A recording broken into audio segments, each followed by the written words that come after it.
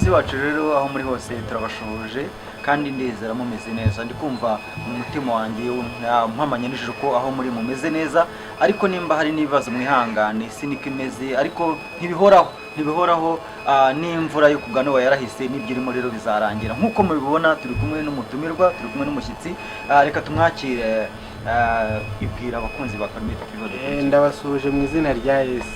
Yabashuje nubwo ativuza amazina ngo amazina yanjye ni Iradukunda Moise, ay'ababyeyi ay'ubuhanzi ni Moipa. Mwamwumvishe rero bongereho na Pro Moipa Pro ariko abari mu kazi gasanzwe k'amafaranga mu buzima busanzwe iyo nagiye kuririmba ni Moipa back again. Kunumva afite amazina arutayishoka cyangwa se wandi ngo ni Mobutu Sese Seko wazabanga ndumva murusha kuzengo wazabanga murumva rero afite amazina ariko niko bibaho nyine byamamare nuko bagenda bagira amazina agiye atandukanye n'amarango umuntu afata bitewe n'akantu yakoze Moipa uyu munsi rero turi kumwe n'abakunzi ba Karmel TV bari bazi ko turi kumwe n'umushyitsi ariko batazi Moipa ubundi mu buzima busanzwe Moipa ni muntu ki Moipa akunda iki kugira ngo n'abadukurikiye bamenye Moipa. Moipa ni umusore uraho usanzwe ukunda Imana n'abantu. Sinzire ko ikintu kubanga ikindi nkunda ni ibiki akurya se no kurya no isi wangana gutyo utarya mu kurya nge ifunguro ryose riteguye ndarikunda mbese igifunikiro bana niba arakomeze nka puberi ibyo nazendi bigaruka.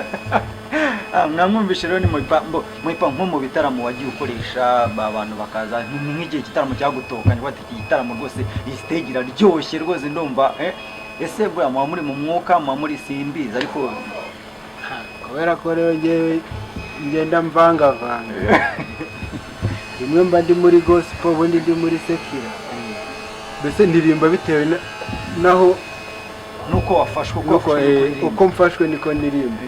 Rero ibitaramo nagiye ndirimba mu nsengero nkaririmba mu tubari ndumva ndataye nese ari mu rusengero no mu kabari ni hehe watokewe hose harahari ari mu rusengero ari no mu kabari garega iyo waririmbye ukabona abafana barishimye aho ngaho nawe urishimye. Mwamwumvishe rero mu bukwe no mu bukwe ujya uharirimba? Oya ntabwo ndaririmba. Mbese utangira nko guhanga ni nk'iyo ndirimbo wahereyeho mu buhanzi bwawe wenda niba ukomaga nko ku madebe ku bijerekani se simbi wagira ngo wari uhari akase bivuze ko wavuzaga amadebe twayavugije rero n'amajerekani n'amasafuriya ni nk'iyo ndirimbo wakubise ubwa mbere ko twaririmbaga izo muri korali tukiri abana twaririmbaga izo muri korali biraho nyine ubwo bigera igihe nyine umuntu ajya muri studio rero byaba bitandukanye nuko naririmbaga tukiririmba turi abana twaririmbaga bisanzwe tujya muri studio rero twakoze hip hop program ariko ubu ngubu mba ndimo nkora injyana ya Afrobeat. Ariko hano hanze hari amakuru y'abantu bakuza ariko simbizi bavuga ngo imbaraga gukoresha ihanga ngo ziba mu bwanwa ngo n'impamvu tuyogoshesha ayo makuru yaba ari yo yabyumvaye nta wundi muntu wabikubwira ahubwo nabuze ayo kwiyogoshesha ahubwo uri gusaba inkunga mbese ku buryo abanandembe abantu batazi Moipa arimo araremesha kwiyogoshesha ubwanwa se buri nk'igihumbi niyo yaba bifite saro akaza akanyogosha nta kibazo. Mwamwumvishe rero ni Moipa arasekeje cyane no mu bitaramo ntekereza ko nabwo ubusekeje. Ese abantu mukorana bamwe baba bitangwa abapampe ngo bandi ni abaki ufite abantu bakubekinga muri kumwe? Oya urakora wenyine urakikorana wenyine ndakikorera ibintu byose ntabwo ndabasha kugera kubona abamfasha mbese ubu urimo kubashaka umuntu ashe nko muri groupe yawe se bisaba iki ku buryo nta groupe ngira ntabwo urumva yaza akambwira ati ndabona nshaka ko dukorana mukaba babiri ubwo twabiganiraho ntarebe kuko umuntu araza mukakuganiriza akaguha amayideye akaguha kondisiyo ziwe wakumva uzishoboye mukagenda mugakorana. aha nko mu bahanzi bariho baririmba izo ndirimbo za sekira nk'uyu muhanzi uvuga ati twajyana kuri stage rwose nkamuzamura njye nkabuzamura bati nkamuzamura rwose akagera kuri nivo nka Bruce Melody wamutwikira uwo wumva nawe mwajyana kuri stage nawe akakuzamura bati rwose nanjye yanzamura wanzamura ni nka Negici yakuzamura rwose cyangwa Riderman. ubu nka Riderman muhuye wamubwira nk'irihe jambo? ntabyo namubwira, namusubiza nkikomereza. kandi ushaka ko mwajyana kuri stage akakuzamura ubwo nyine duhukitse ari bya business turi kuganira no duhuye gutya bisanzwe, nta nubwo wambwira ngo uramukunda. aya ntabwo namubwira. mwamwumvishe rero muyipa muri iyi minsi hari indirimbo imaze iminsi ntekereza wenda utarayisobanura neza ariko irimo ngo urayirimba ivuga ngo uburyo ngo hari ibintu uri kunenga Imana. ya indirimbo yo irahari yitwa hari icyo nkugaya Mana. hari icyo ugaya Imana ku buryo ibyo uyigaya wabwira nk'abakunzi badukuri. aya ntose ko iri hafi kujya hanze ni gute ntabibabwira. bwira abantu hari icyo nkugaya Mana, hari icyo nkunenga, uri Imana ntariye, uri Imana ntariye, uri Imana narwaye, uri Imana ndi muzima. ese koko Mana we utabeshye turabana bawe cyangwa ba Rusoferi hakabaho n'abawe. ibintu nk'ibyo ngibyo wese by'unenga nk'Imana utabishyize nko mu njyana ukavuga ngo ni iki ni wowe muhanzi numvishe ugaya Imana abandi baba bayishimira n'ubundi se nawe ntabwo ari ukuvuga ngo kwigaya kuko mbizi ibyo nayishimira no kuba ikindinze n'iryo nishimye kuba nabashe kubyuka nkakaraba nkambara nkaza mu mujyi. hari abantu bagiye mu kironi ariko nawe ubundi aririmba nti uri Imana narwaye ukaba Imana ndi no mu kintu nishimye mbaye uri Imana. so njya kuyandika nari ndimo nigendera mu muhanda ndeba bari abantu baba bagenda basaba nyine nkagenda ndeba mbese narebye situation y'abantu bari aho ngaho bati ndibaza nti ese aba bantu bose n'ab'Imana uko nabonaga ndebye ububare barebana bati ibyawe byose hari ab'Imana cyangwa atarabahari bati ndimo ngiye kuyikora ubu tuzahamanya kwemera kumva iramunyuze izamushimisha kuko ndabizi hari abayumvise bumva sample bakoma bavuze ngo Mana hari icyo nkunenga nkabona bagize n'isoni baracecetse kandi ibintu nubangorega niba tubonye dushime tunanenga mbese uri mu bantu banenga Imana. iyo uza kuba uhari mpuye nayo nabyibaza wayiha nk'igitekerezo amayide nayikubita ega na Sipuriyani yavuze ati wampuza n'Imana nayibaza ibintu byinshi. none se ubwo abo bantu basaba wabonye ari bo ba Rusofero abantu bameze neza? oya navuze nti naribaje nti hari aho mu gitero cya mbere nta nyanga ati mbese Mana ugendera kuki utoranye kugira ngo umuntu avuka ari umukene n'undi avuka ari umukene. hari nawe mvuga ati ni gute abagusenga narebye mu buzima muri byo ndeba hari abanyamasengesho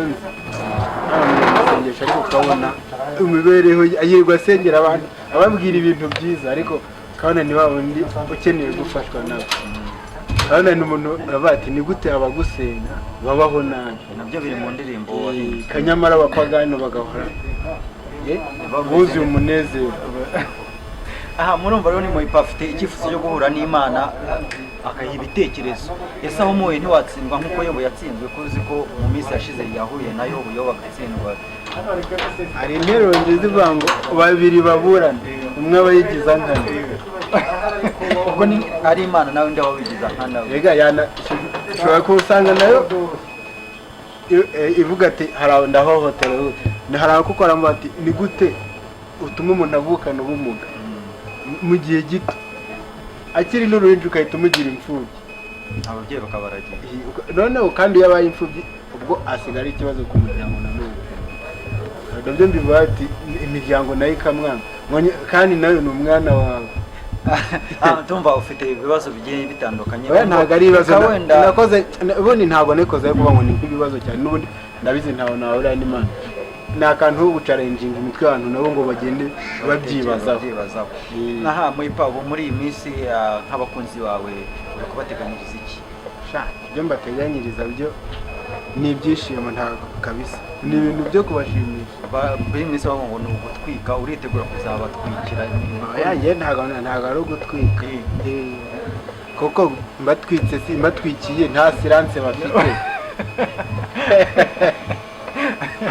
Mbese uritegura kubasusurutsa ukabamara irungu. Aha abana stress niba hari ufite ibibazo yakumva uturimbo twanjye akavuga ati uyu muntu yaramvugiye agahita azamura ishimwe, nkabona na mobile money yanjye irasonye ibintu nk'ibyo. Byo ko telefone baha harimo na mobile ibiri muri mobile money nyibamo rwose nyibamo. Ariko ntago mvuze ngo ni itegeko kuko ntago ari amaturumba naka, kuko ibyo nkora nanjye ntanga amafaranga. Uzabikunda rero hari igihe azavatura umurimo we tuwushyigikiye. Ubuse hari igihe wabaha cyangwa uzabimbita babone? Hari igihe nawe nzajya nkamurika alubumu ntazabatumira nyine. Hanze abantu bagiye bakuzi hari ikintu bagenda bibaza ati Muyipa mwese amaze kugira amafaranga ni iyihe mpamvu atarongora? Ntarongora kandi ukuze imyaka ufite ibikwemera ko abakora bati Muyipa ukuze kucyataza n'umugore. Kurongora rero ntago ari imyaka, si n'ibitekerezo by'abantu.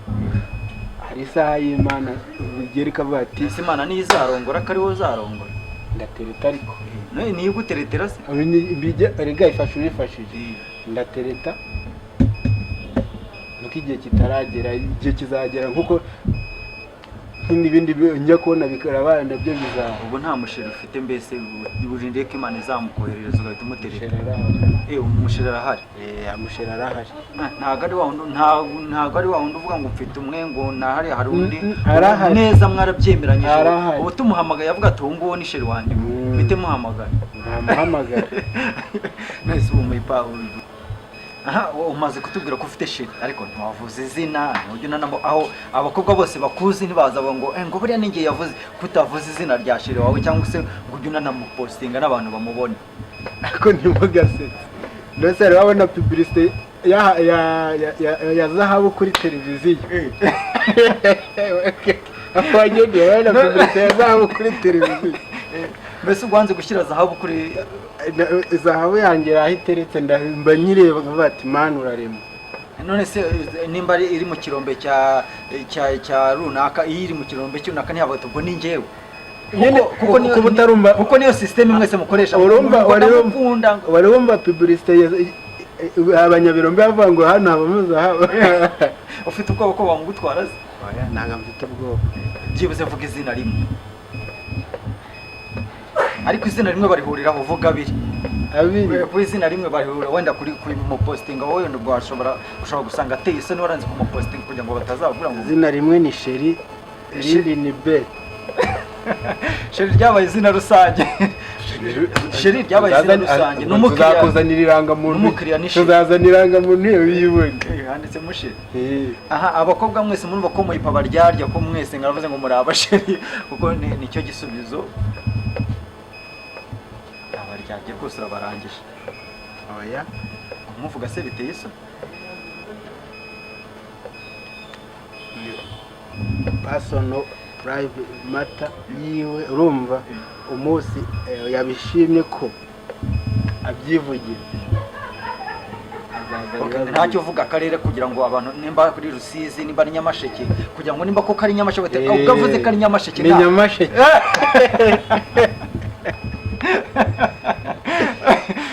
Nyamasheke rwose. Ugeze imyaka ingana gutya nta n'utwana ufite hanze cyangwa so kubera ko mfite bashiki banjye barongoye n'abakure undi se wabo bana uri se wabo bana ntago abana babura. Ufite ubereye se wabo? Ntabwo ufite ubereye se? Bana banyakura papa kuko baba aranyita data mutoya nyine mudogo ibintu nk'ibyo urumva rero papa mudogo urumva ibyo biba bihagije. turimo dusa n'abagana ku musozo, ni ubuhe butumwa w'abakunzi bagukurikiye, abakunzi bawe aho musanzwe mubana mu buzima bwa buri munsi, ni ubuhe butumwa waba? Navuga ngo usibye kubabwira bakareka gukerensa korona no kuba bicaye bazi ko mbafite ku mutima mbakuru. Ni abantu baba ku ifishi, ni abantu baba ku ifishi cyangwa abo ku mutima? Oya, kuko mvuze ngo nabo ku ifishi naba nibanze mu gace nturukamo. Kandi njye mfite urebye ni nka buri mudugudu mfitemo umuntu, urumva rero ntabwo ari ku ifishi, ni abantu bari mu gihugu no hanze yacyo. Bivuze ko n'aba international mfite n'abantu baba hanze. Turimo tugana ku musozo, nk'uwo musheri wawe ujya kumuturanya n'ibiki washingiye uvuga ati none uyu ndamwemeye tuzabana?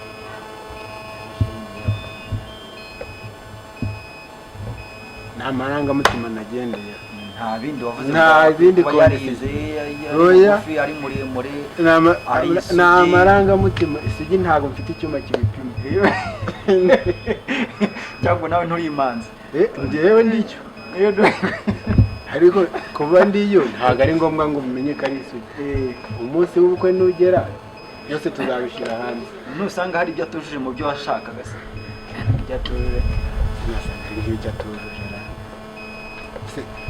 mba mbona amaguru amano ayafite yose, uzi navuga ngo nicyo atujuje keretse nsanze ari umugabo. Leta y'u Rwanda ntiyemewe gushyingira abagabo. Ubwo mbese wabonye itegeko rikurengera? Iryo niyo ryandege nsanze ari umugabo, nagenda naho ibindi byose nta kindi warebyeho. Mbese ahari yaba abyara yaba atabyara, njyewe umutima we mwiza waranyuze. ubu ko nzi ko ari mu bantu badukurikiye wamubwira ngo iki?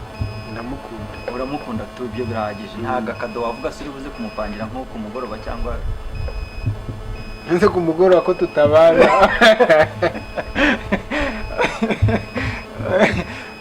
Nyemera rero tugane ku musozo, twitegura igitaramo cyawe. Ntabwo uzagikorera, kuki kitari vuba se? Kandi urareba umeze nk'aho ndi mushya nyine mu muziki, nakoze kera ariko nkaguma nihishe. Ubu rero diyama irimo irava mu mwanda, iri gutungana. Bitege diyama irimo iva mu mwanda. Umunsi yamaze kugera hanze ikaka, ubu urabahishije. Umunsi yageze hanze ikaka, yo ibintu bazabona. Mwabyumvishe rero, Moipa ngo afite ibintu byinshi abahishi. Turimo tugana ku musozo, mbese ubu muri rusange babidutumiye? Ahubwo ndabatumye mu bandi, ariko yose yaranje igene kwiye gushesha kugira icyo gihe uzajya kuri stage kandi bazandemera. Hari n'igihe nzashyiramo derede. Na derede uzazishyiramo, ariko n'ubu ndabona byabishyira, n'ubu ndabona birashya bishyira. Murakoze rero, murakoze. Twari turi kumwe n'umuhanzi Moipa, yararimo ababwira ko ngo abafitiye igitaramo gishyushye muri iyi minsi, ngo ariko ngo ntago ari vuba, biteguye ko ngo muzamuremera. Murakoze rero, tubibutsa rero gukora subscribe kugira ngo mukomeze mubone ibiganiro byacu ndetse bya buri munsi. Aho muherereye rero tubifurije amahoro y'Imana, Imana ibaha umugisha kandi turabakunda.